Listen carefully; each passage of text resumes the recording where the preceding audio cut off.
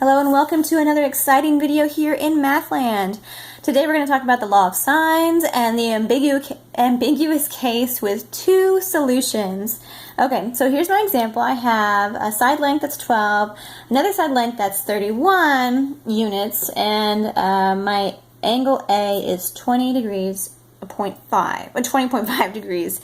Okay, so I've got my little chart here to figure out if my angle A is acute. I have some options. So I could have no triangle with these side lengths in that angle measure.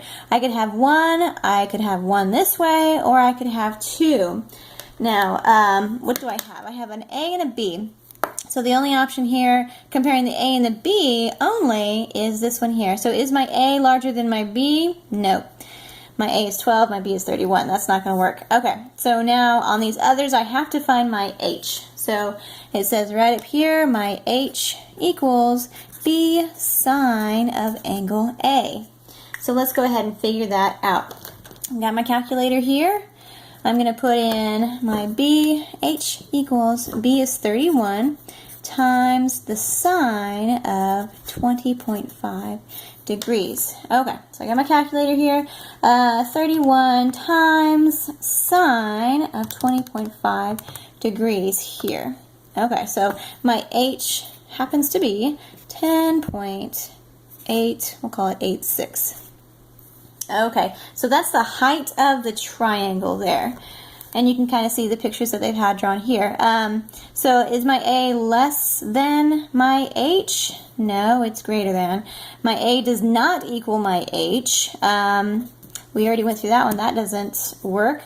The only option here is that my A is in between my H and my B, which is correct. It's greater than H, but it's less than B. So here is what I have going on here. Two solutions. And as you can see from this diagram, they've got the H of the height of the triangle and two A's. But that's kind of hard to figure out what they're talking about. So I got this nifty little thing here to try to show you what exactly is going on with these triangles. See if we can get everything in there. Okay, so here's what I have. My angle A is 20 degrees, or 20.5 degrees. My H, we now know that is 10.86 units high, and then the other given information was the B. I put my angle here, A, B, and C. This is my little B here. So it said we have two solutions, but how does that work for a triangle? So a side length that we're looking for is side length A, C, this right here. So my side length A, I'm going to use this to represent the side length A, which is 12. So say this is 12. It could be this triangle right here. If I complete this triangle this way, the side length of 12 works. And so the C side length, this one would be really long right here. Okay, so that's one option for my triangle.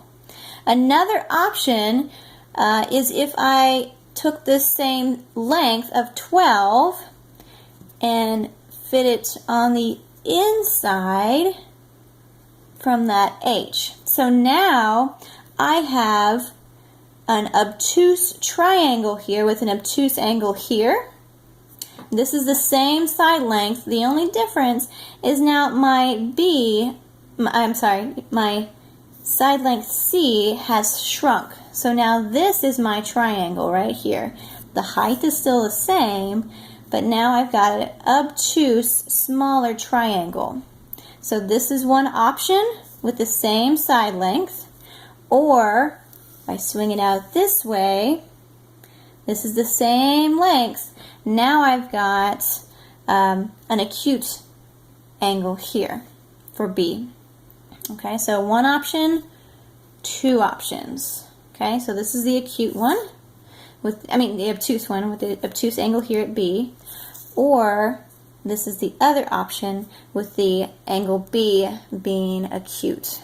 Okay, so that's how it works. It could swing in here, it could swing in there, and that's why it says in between H and B is where A lies. So A stays the same, it just can swing one side or the other, so you can make an obtuse angle or an acute angle for B.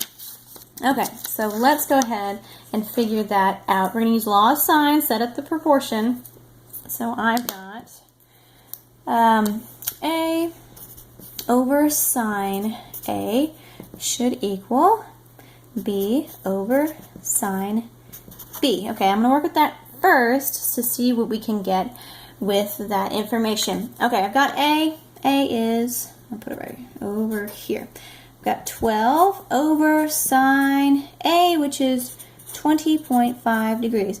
And this should equal my B, 31 over sine of B. I don't know what that is yet, so I'm going to solve for that. Oh, another thing to notice, when we do fill in this other side length, this obtuse angle and this acute angle are supplementary. So once we figure out one of them, either the obtuse angle or the acute angle, we can figure out the other because they will total 180 degrees, which is kind of nice when you're figuring stuff out. Okay, so let's put this in the calculator. I'm going to cross multiply here and there. Okay, so solve for sine B. Okay, so sine 12 sine B equals 31 times sine of 20.5 degrees. Okay, put that in the calculator here. Clear that out. I've got 31 sine 20.5 equals, I'm going to keep that in the calculator and then divide by 12 to keep that sine B on that side. Okay, so divide by 12. Okay, so it says that sine B equals 0.9047. Okay, remember we're trying to find the degree of B. So we're going to use the arc sine of that number. If I just leave it in my calculator, I can figure out a more accurate solution to that is going to be my angle of B. So second, what are we doing? Sine. And second answer would bring down that answer. And that's going to be 64.78 degrees. Okay? So now let's go ahead and let's do one decimal place. So 64.8 degrees. Okay, since we have just one decimal place there, let's keep it one decimal place. We'll go with that. So that could be B. Or remember, it could be an acute angle or an obtuse angle, and I said it is supplementary. So let's go 180 minus 64.8, which is, so it could also be 115.2 degrees. Okay, so those are our two options for B right there. Okay, so now that I have a couple of angle measures for B, the only thing that's going to differ, if we bring this back here, is going to be our distance of C. So C could be all the way out here for my acute measurement for B, or little c could be this short distance here. Okay, so everything else stays the same except for angle C and the side length of C. Okay, so let's keep plugging along here. Okay, so let's go ahead and use the acute measure for B. We're going to find the smaller triangle. So 31 is my side length of B over sine of the acute one, 64.8 degrees. And that's going to equal, let's see, what can we use here? We can figure out the rest of the angle measure for C. So in this case, A equals 20.5 degrees, B equals the acute one, 64.8 degrees, and we can find C by subtracting those from 180. So we have 180 minus 20.5 minus 64.8. Okay, so it's 94.7 when B is 64.8. Okay, so I've got my B stuff set up. I'm going for my C. I don't know the side length there. It's going to be small because, or large because B was acute. Sine of 94.7 degrees. Okay, we're going to cross multiply here and here. So 31 times the sine of 94.7 equals, and then I'm going to divide by the sine of 64.8. So divide by sine 64.8. Okay, and that's going to be 34. So little c equals 34 point, what do we do? Maybe 1.5? Yeah, maybe 1.5 units. Okay, so when B is acute, let me bring this back over.